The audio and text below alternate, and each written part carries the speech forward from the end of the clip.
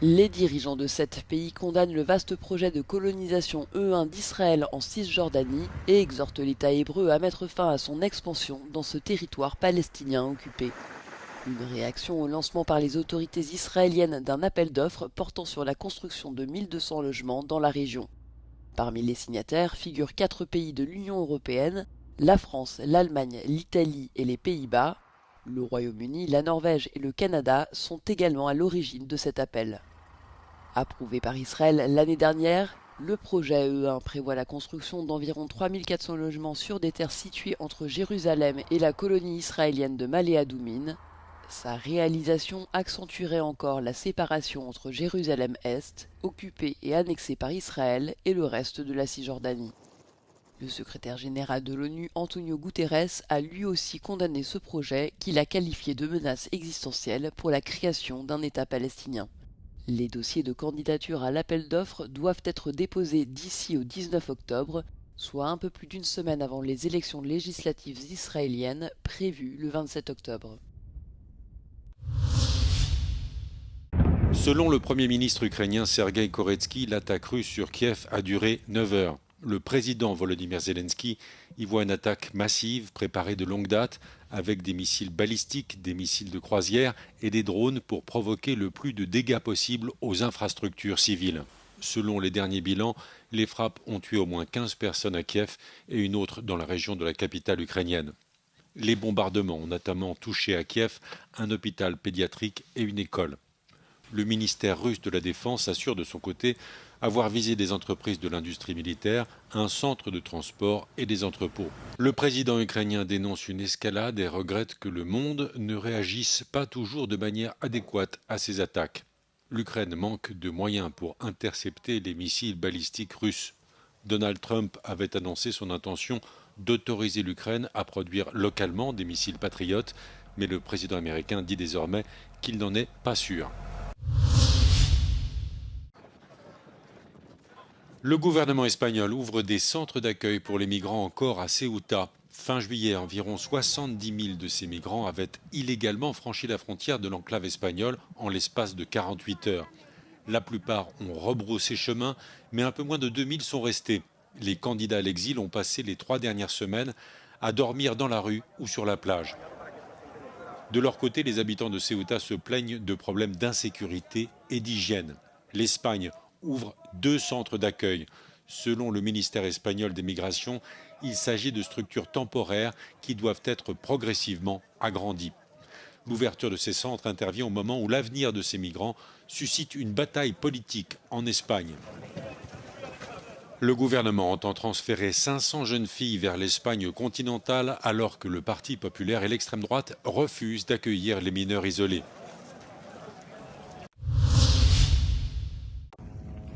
L'armée israélienne annonce l'ouverture d'enquêtes criminelles sur 2 incidents très médiatisés impliquant la mort de Palestiniens pendant la guerre à Gaza.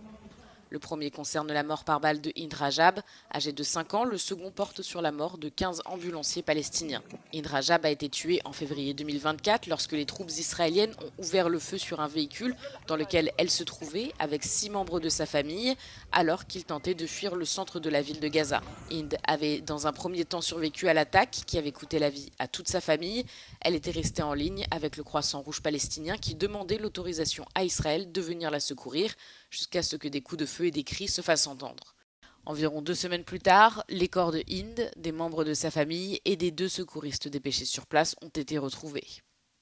En mai 2025, 15 secouristes ont été tués à Rafah après que les troupes israéliennes ont ouvert le feu sur des ambulances et d'autres véhicules d'urgence intervenant auprès des blessés. Leurs corps et leurs véhicules endommagés ont ensuite été enterrés dans une fosse commune découverte par l'ONU et le Croissant Rouge environ 1 semaine plus tard. L'armée israélienne a d'abord déclaré que les véhicules avançaient de manière suspecte, sans phare ni gyrophare. Cette version a ensuite été revisitée après la diffusion d'une vidéo prise par un téléphone portable montrant le contraire. Au total, l'armée israélienne a procédé à l'examen de 150 incidents, la grande majorité classée sans suite. Les forces de défense du pays n'ont toutefois pas abordé plusieurs autres meurtres très médiatisés qu'elles s'étaient précédemment engagées à enquêter, notamment les frappes contre un hôpital en août 2025 qui ont coûté la vie à 5 journalistes. L'armée américaine a annoncé qu'un nouveau porte-avions était arrivé au Moyen-Orient pour prendre la relève de l'USS Abraham Lincoln, déployé sur zone depuis plusieurs mois. Dans un message publié sur X, le commandement central américain qui supervise les forces américaines dans la région a annoncé que le groupe aéronaval du George Washington opérait désormais au Moyen-Orient. Ce changement fait suite à des informations faisant état de conditions de vie déplorables à bord de l'USS Abraham Lincoln, notamment des pénuries alimentaires et des problèmes de plomberie, ainsi que des tentatives de suicide. Le porte-avions est déployé depuis novembre 2025 alors que les groupes aéronavals sont généralement prévus pour des déploiements de 6 mois, notamment pour des raisons liées au bien-être des marins. Des législateurs démocrates ont demandé l'ouverture d'une enquête sur ces informations, mais le président américain Donald Trump a balayé ces inquiétudes vendredi dernier tout en confirmant que le navire serait bientôt relevé. Basé au Japon, l'USS George Washington opérait dans le Pacifique et son transfert signifie qu'il n'y a plus aucun porte-avions américain dans cette région.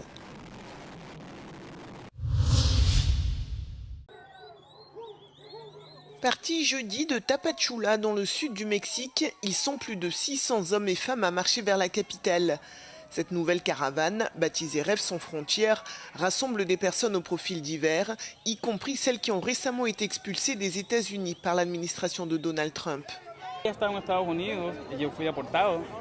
Tuve 32 años en Estados Unidos. Tengo apenas por los un mes 15 días más o menos de deportación después de 32 años de estar allá.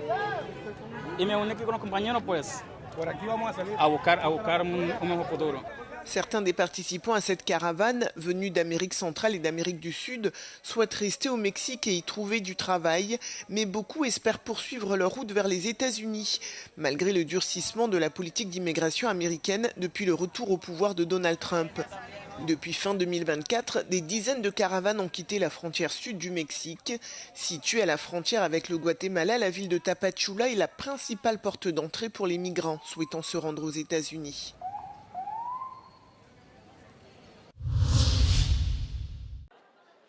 Longtemps considérée comme la période la plus sûre pour l'alpinisme, l'été est devenu depuis quelques années une saison à haut risque. Dans les Alpes, 2026 détient d'ores et déjà un inquiétant record, 450 éboulements dans le seul massif du Mont Blanc depuis le début de l'année. Du jamais vu pour ce chercheur du CNRS. On a pu dépasser ici 30-35 degrés allègrement et ça a évidemment des impacts sur les glaciers, sur le permafrost et c'est pour ça qu'on enregistre cette année des records, par exemple en termes de nombre de déstabilisations rocheuses, de nombre d'écroulements dans les parois. Le précédent record datait de 2022 avec 300 éboulements enregistrés cette année-là. Un phénomène est directement causé par le changement climatique. On a près de 200 ans de réchauffement climatique couverts par ces photographies et en les comparant les unes les autres, on arrive à identifier les cicatrices, c'est-à-dire les zones de déstabilisation des parois rocheuses. On arrive à les quantifier en termes de volume et on a montré que 80 ou 85% de ces cicatrices s'étaient mises en place sur les 2 ou 3 dernières décennies. Donc on a une relation très claire entre le réchauffement du climat et la déstabilisation des parois rocheuses. Ces épisodes caniculaires de plus en plus fréquents et longs fragilisent aussi la montagne en profondeur. Les écroulements rocheux, les avalanches rocheuses se produisent aujourd'hui essentiellement du fait de la dégradation du permafrost, mais également du retrait des glaciers, puisque les glaciers ont tendance à exercer des pressions sur les versants. C'est des pressions plutôt stabilisatrices. Et quand les glaciers perdent en épaisseur, au contraire, les parois se décompriment. En juillet, 2 touristes tchèques ont perdu la vie dans un éboulement du Mont Blanc et en août, un homme est aussi mort dans des circonstances similaires. Les experts et les autorités locales n'envisagent pour le moment aucune limitation de l'accès à la haute montagne, mais demandent aux alpinistes de rester vigilants car les éboulements peuvent encore être nombreux dans les prochains mois.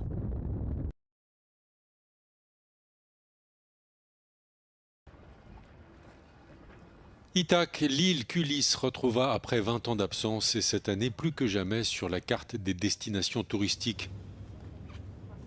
Le film de Christopher Nolan, l'Odyssée, y est pour beaucoup et les touristes cinéphiles s'ajoutent aux amoureux de la mythologie. I studied Greek when I was a child and I studied the Odyssey. I like Odysseus and this is my dream. Le maire d'Ithaque s'attend à une croissance progressive de la fréquentation touristique à mesure que le film de Christopher Nolan poursuit son parcours dans les salles obscures. Ακόμη δεν υπάρχει μεγάλη επισκεψιμότητα στο νησί λόγω της ταινίας. Ο προγραμματισμός αυτός θεωρούμε ότι θα γίνει από του χρόνου, όπου η ταινία αυτή σιγά σιγά θα παίξει σε όλο τον κόσμο και έτσι όλοι θα μπουν στην διαδικασία για να έρθουν στο νησί. Les commerçants disent déjà sentir les effets du blockbuster d'Universal Pictures au budget colossal de 250 millions de dollars. Ήδη με τους τουρίστες που έχω επαφή συζητάνε για αυτό το έργο ότι κάτι θα γίνει. Άραγε αυτό έχει ήδη, παρόλο που δεν έχει παιχτεί σε όλα τα σινεμά, σε όλα αυτά, έχει ξεκινήσει μια διαφήμιση και μια αναγνώριση από τον κόσμο βάσει σε αυτό.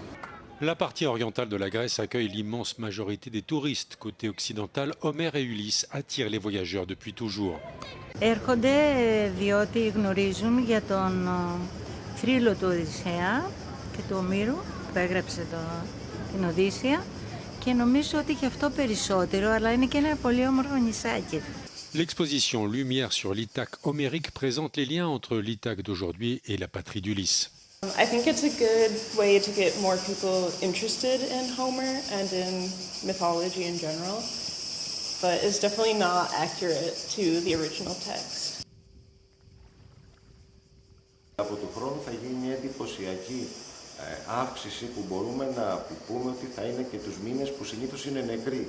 Δηλαδή τον Οκτώβριο, ίσως και τον Νοέμβριο ή τον Μάρτιο, τον Απρίλιο, που συνήθως είναι ήσυχοι μήνες στην Ιθάκη.